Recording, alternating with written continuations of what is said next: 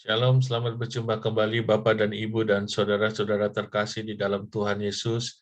Kembali kita bertemu di dalam renungan harian singkat selama 5 menit dari Lahir Baru Fellowship Ministry. Tema kita pada hari ini adalah motivasi mengikuti Tuhan Yesus. Firman Tuhan diambil dari Lukas 18 ayat 18 sampai 27. Demikian firman Tuhan. Ada seorang pemimpin yang bertanya kepada Yesus. Katanya, "Guru yang baik, apa yang harus aku perbuat untuk memperoleh hidup yang kekal?" Jawab Yesus, "Mengapa engkau katakan aku baik? Tidak seorang pun yang baik selain daripada Allah saja. Engkau tentu mengetahui segala perintah Allah. Jangan berzina, jangan membunuh, jangan mencuri, jangan mengucapkan saksi dusta. Hormatilah ayahmu dan ibumu." Kata orang itu, "Semuanya itu telah kuturuti sejak masa mudaku." Mendengar itu Yesus berkata kepadanya, "Masih tinggal satu hal lagi yang harus kau lakukan. Jualah segala yang kau miliki dan bagi-bagikanlah itu kepada orang-orang miskin. Maka engkau akan beroleh harta di surga. Kemudian datanglah kemari dan ikutlah aku." Ketika orang itu mendengar perkataan itu, ia menjadi amat sedih sebab ia sangat kaya. Lalu Yesus memandang dia dan berkata, "Alangkah sukarnya bagi orang yang beruang masuk ke dalam kerajaan Allah. Sebab lebih mudah seekor onta masuk melalui lubang jarum daripada seorang kaya masuk ke dalam kerajaan Allah." Dan mereka yang mendengar itu berkata, "Jika demikian, siapakah yang dapat diselamatkan?" Kata Yesus, "Apa yang tidak mungkin bagi manusia, mungkin bagi Allah." Mari kita renungkan suatu kebenaran yang sangat indah dari firman Tuhan tersebut. Tuhan Yesus selalu serius dan tidak pernah main-main dengan kehidupan kita, anak-anaknya, bahkan termasuk dalam motivasi kita mengikuti Dia.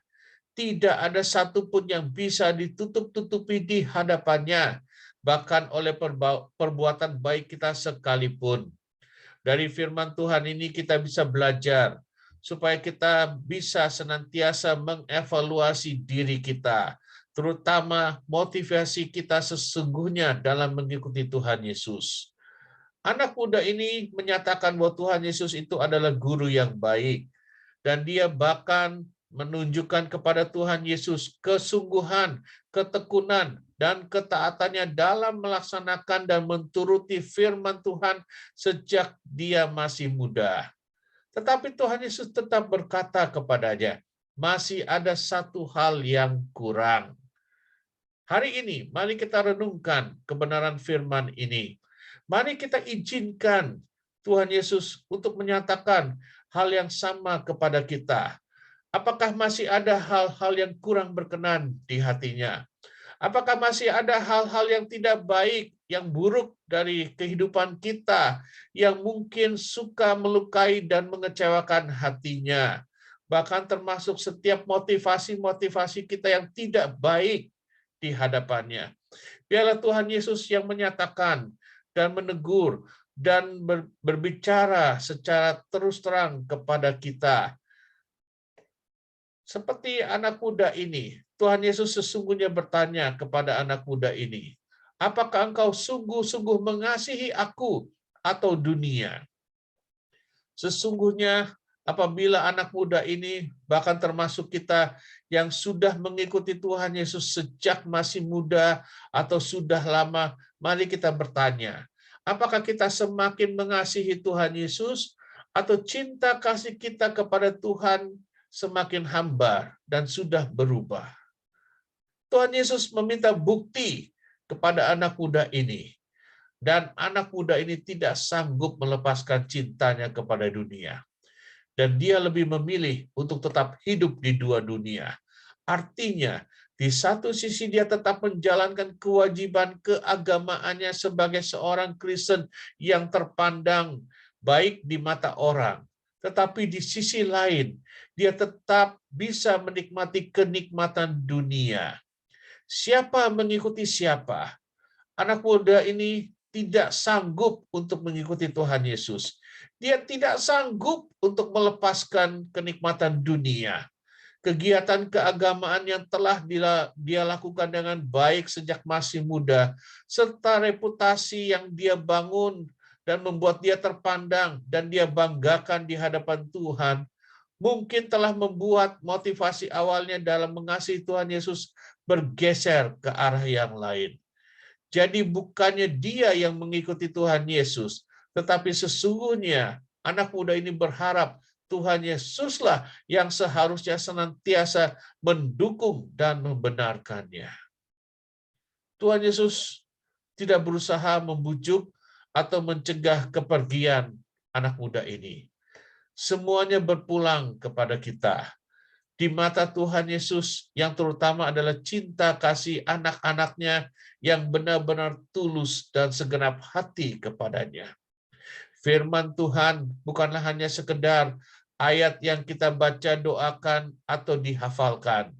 Tetapi biarlah setiap firman tersebut bisa benar-benar menjadi rema dan berbicara, menyatakan isi hati Tuhan kepada kita. Tuhan Yesus telah terlebih dahulu mengasihi kita dengan amat sangat. Dan Tuhan Yesus itu sendiri adalah kasih. Tetapi Tuhan Yesus tidak pernah memaksa anak-anaknya untuk mengasihi dia dengan sungguh-sungguh. Tetapi bagi dia yang memang mau dengan komitmen untuk mengasihi Tuhan Yesus dengan sungguh-sungguh dan segenap hatinya, maka Tuhan Yesus akan menyambutnya. Mari kita bertanya dan renungkan kebenaran ini. Apakah kita sungguh-sungguh telah mengasihi Dia? Berapa lama kita telah mengikuti Tuhan Yesus? Apakah cinta kasih kita semakin bertambah-tambah atau semakin sekarang telah berubah dan menjadi hambar?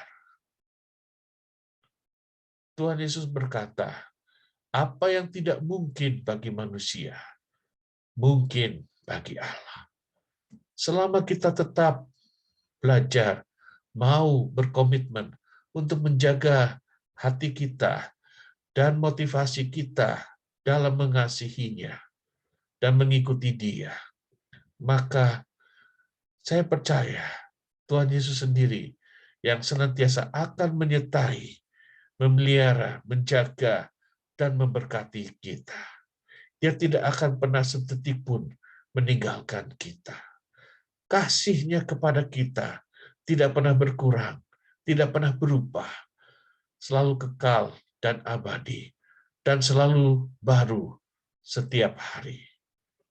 Amin.